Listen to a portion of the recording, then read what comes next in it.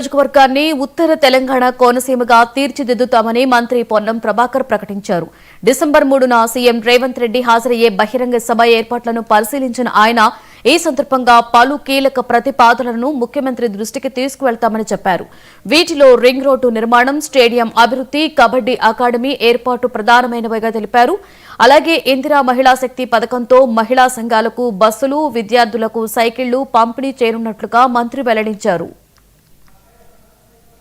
తెలంగాణ రాష్ట్రంలో కాంగ్రెస్ పార్టీని గెలిపించినటువంటి ప్రజలందరికీ కాంగ్రెస్ పార్టీ ప్రజాపాలన పక్షాన ధన్యవాదాలు.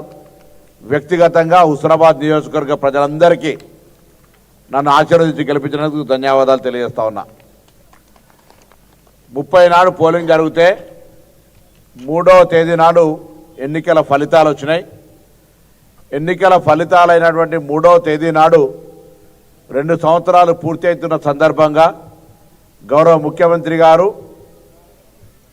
సహచార మంత్రులు, జిల్లా ఇన్ఛార్జ్ మంత్రి, జిల్లాకు సంబంధించిన మంత్రులు, ఇతర వివిధ డిపార్ట్మెంట్లకు సంబంధించినటువంటి ఇక్కడ శంకుస్థాపనల మంత్రులందరికీ కూడా 3వ తారీఖు నాడు ఇక్కడికి రమ్మని ఆహ్వానించడం జరిగింది.